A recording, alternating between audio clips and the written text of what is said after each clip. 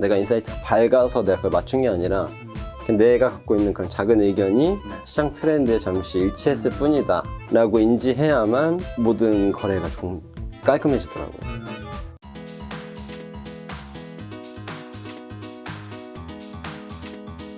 오늘 지금 바로 개장 전 아직 켜지지 않은 모니터 앞에서입니다.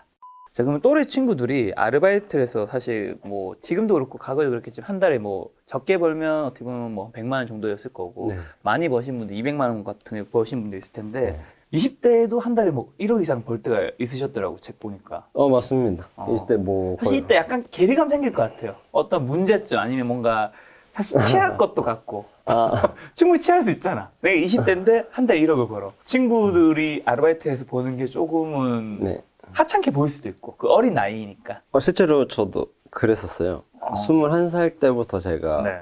한 달에 이제 2천만 원 정도씩 벌기 시작했는데 21살에 그럼 21살이면은 엄청 취하잖아요. 취하죠. 안 취하는 게 이상할 것 같아. 네, 그래서 뭐 지금에서야 네. 뭐 지금도 엄청 큰 돈이지만 21살한테 이 2천만 원은 어마어마한 돈이었거든요. 그렇죠. 그렇기 때문에 항상 잠시 취했었고 실제로. 어떤 뭐 공개할 수 있는 사례 한 개 정도만 얘기해 준다면 지금 네. 그렇다는 게 아닙니다, 여러분. 네, 뭐 엄청 뭐 사실 그렇다라기보다는 친구들도 술을 많이 사주고 왜냐면 제 친구들 다 돈이 없었거든요. 다 같이 비슷하게 커왔고 환경도 비슷하고 하다 보니까 근데 항상 저희는 동네 그냥 호프집에서 뭐 한 5천 원씩 모아서 맥주 하나 먹고 그래서 어릴 때 그렇죠. 네, 그렇잖아요. 근데 이제 제가 돈을 버니까 이제 그걸 사주고 싶잖아요. 근데 저는 그건 별로 안 아꼈거든요. 그래서 내가 돈 많이 버니까 애들은 좋은 데 가서 또 술도 마시고 야 우리도 강남에 가보자. 우리 언제까지 강북에서 머물러 보냐. 야, 그치. 저 처음에 강남 갔을 때 네. 소주 값이 다르더라고요. 그러니까요. 처음에 되게 충격이었는데. 제가 그래서 압구정 그렇게 많이 갔습니다. 그래서 그런 데서 사실 술도 많이 친구들한테 사주고 어려운 친구들한테 제가 많이 사실 투자도 하고 네. 도와도 주고 이제 그랬던 시기도 있었고요. 근데 돈을 막 엄청 제가 허투루 쓰거나 이제 그걸 조금 경계했던 것 같아요. 그 요식이 엄청 길진 않았는데 네. 잠시 약간 선민의식 같은 그런 거에 빠질 뻔했긴 했거든요. 내가 집에서 이렇게 많은 돈을 버는데 저 사람들이 그때 누나도 있는데 누나는 증권사 다녔는데 누나가 물론 연봉이 높지만 내가 버는 것보다 훨씬 못 버는 거예요. 그치. 저렇게 일찍 나오고 6시 반에 나가는데 진짜 누나한테 내가 한 소리 해야겠다 나중에 돈 벌면 누나랑 저랑 사실 맨날 싸우고 치고받고 했거든요. 너 나가서 일 좀 하라고 맨날. 근데 저는 되게 오랫동안 주식하는 걸 얘기 안 했어요. 제가 막 PC방 가서 거래하고 그랬거든요. 집에서 이제 막 계속 그러고 있으면은 사실 꼴 보기 싫잖아요. 엄마도 그렇고 누나도 그렇고 내가 거의 24시간을 모니터 앞에서 그러고 있으니까 네. 거의 한 1년 넘게 숨기다가 나중에 걸려가지고 모은 돈을 시드머니를 다 뺏긴 적이 있었어요. 물론 이제 뭐 뺏겼다기보다는 이제 잠시 보관. 빚 갚고 이제 막 그런 데 쓰고 그랬는데 그때 이후로는 뭐 똑같죠. 그냥 누나들을 조금 덜 무시하고. 그럼 다시 정상 궤도로 돌아온 계기는 뭐예요? 내가 약간 좀 자만심과 치에 있을 때에서 정상 궤도로 돌아온 계기 포인트는 있을 것 같은데. 그냥 무서웠던 것 같아요. 투자 수익이라는 게 네. 언제 끝날지 몰라서 조금 그게 왜냐면 누나들도 항상 그게 언제 끝날지 모른다. 이거 그래봐야 1년, 2년 그래봐야 됐는데 그 수익 언제까지 갈 것 같냐. 그치. 그래가지고 그 소리를 계속 듣다 보니까 네. 저는 근데 그렇게 생각 안 했거든요. 굉장히 나는 잘 할 수 있게끔 훈련되었다 이제 앞으로도 계속 잘할 수 있을 것 같다라는 생각을 하고 있었지만 네. 주식이라는 게 항상 이렇게 갈진 않잖아요. 계속 거래하면서 중간에 박살나는 시즌도 있고 막 이제 멘탈이 안 좋아지는 시즌도 있고 하니까 근데 그럴 때마다 자만심이 자연스럽게 깎이니까 어느 순간 내려놓은 것 같아요. 이거 다 언제든지 시장에서 반납할 수 있는 돈이니까 더 내가 나 자체를 조금 더 타이트하게 관리해보자. 그래서 여전히 사실 거래한다라고 하면 굉장히 보수적으로 거래하고 겸손하려고 하는 것 같아요. 항상 시장이 우선이고 내 판단은 시장과 일치할 때 그냥 따라가는 거지 내가 잘나서, 내가 똑똑해서, 내가 인사이트가 밝아서 내가 그걸 맞춘 게 아니라 그냥 내가 갖고 있는 그런 작은 의견이 네. 시장 트렌드에 잠시 일치했을 뿐이다 라고 인지해야만 모든 거래가 조금 깔끔해지더라고요. 그럼 이제 주식 투자를 이 영상을 보고 막 이제 시작했거나 아니면 개인 초보 투자자라면 처음에 뭐 가장 먼저 결정해야 될 게 있다면서요? 자기의 조금 투자 스타일? 네. 그런 걸 가져가야 되지 않을까요? 뭐 가치 투자자, 트레이딩 어느 쪽 트랙을 탈지 결정해야 된다는 건가요? 사실 많은 분들한테 저는 이 트레이딩을 권하진 않거든요. 네네. 직업적인 영역이라고 저는 확신하기 때문에 네.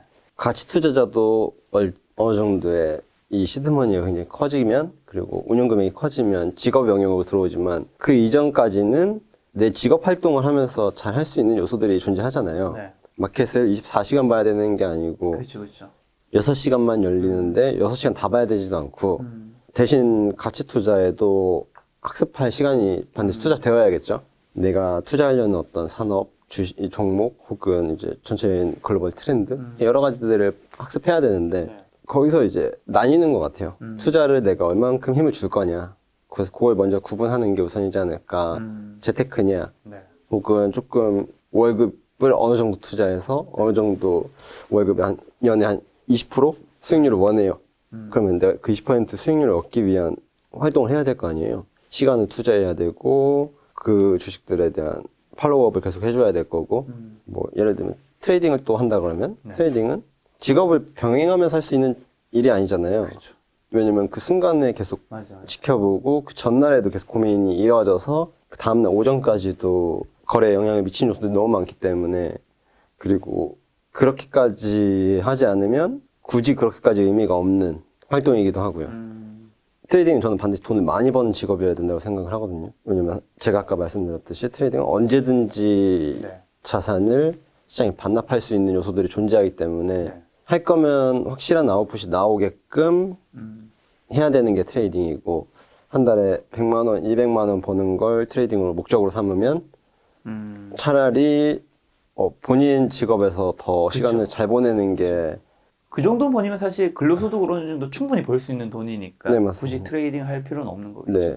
많은 분들이 트레이딩 그리고 가치 투자자 그리고 많은 투자의 영역을 이제 불로소득이라고 표현하게 하는데 저는 그 말 굉장히 싫어하거든요. 맞아, 맞아. 네, 불로소득이라고 투자 수익을 표현하시는 분들이 뭐 요즘엔 많이 없어졌는데 제가 한 5년 전까지만 해도 그런 이야기들을 사실 많이 들었어요. 백수다. 직업이 없네. 투자자가 어떻게 직업이야. 근데 대부분 밖에서 보면 그렇게 보이기도 하거든요. 그렇죠. 집에서 이제 그렇게 하시는 분들 많으니까 외부에서는 그렇게 인식되는 게 맞는데 네. 근데 투자는 실제로 하시는 분들은 아시겠지만 너무나 많은 노동이 필요한 너무 열심히 정신적인 공부하시더라고요. 정말 아시잖아요. 여기 투자자분들 오시면은 어떤 직업을 가지신 분들만큼 그 영역에서 맞아. 더 많이 학습하시고 인내하시고 위험을 감내하신다는 영역. 근데 위험을 감내하는 직업은 사실 많이 없거든요. 이 투자자로 산다는 건 많은 부분이 비슷한 궤도로 보여질 수 있지만 그 부분이 가장 다르다는 점.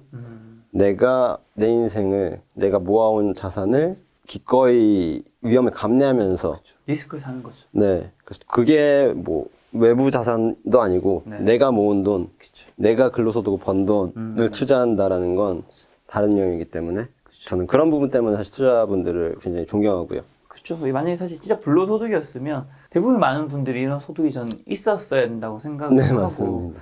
그럼 이분들은 이거를 벌기 위해서 어쨌든 그 리스크를 감내하고 투자를 한 거기 때문에 네, 맞습니다. 우리 이런 부분도 이제는 좀 약간 존중하고 있는 시대를 좀 넘어가고 있는 것 같아. 네. 그래서 굉장히 저는 그런 거는 제가 그렇게 대접받길 원해서라기보다는 네. 앞으로 있을 많은 사실 지금 뭐 크립토 하시는 네. 어리신 분들도 그런 대접을 받고 있을 거거든요. 저의 어린 시절처럼 너네 암호화폐 거래하면 도박꾼이야. 혹은 너네 그게 어떻게 직업이야. 라고 분명히 지금도 시장에서는 그렇게 인식될 거고 그 어린 친구들은 저의 어린 시절처럼 똑같이 시장에서 떳떳하지 못할 거란 말이에요. 저는 그 과정을 너무 많이 겪어봐서 아무리 돈을 많이 벌어도 자신이 없고 사람들이 인정해주지 않고 그게 굉장히 그들한테 많은 고민이 될 거라고 실제로 저는 생각하고 그렇기 때문에 저는 그게 틀렸다라고 이야기해줘야 된다.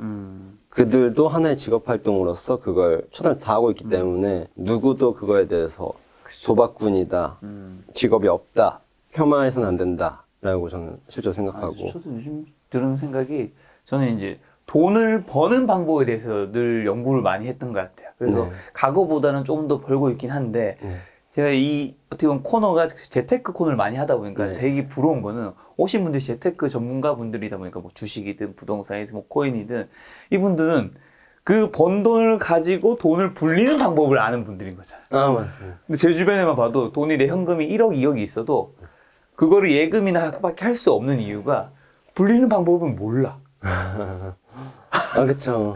알면 그걸 뭘 했을 텐데, 그러니까 불로소득을 가질 수가 없는 거지. 가지려면 사람들이 말하는 그 불로소득을 가지려면 내가 이걸 불리는 방법을 알아야지 할 수 있는데.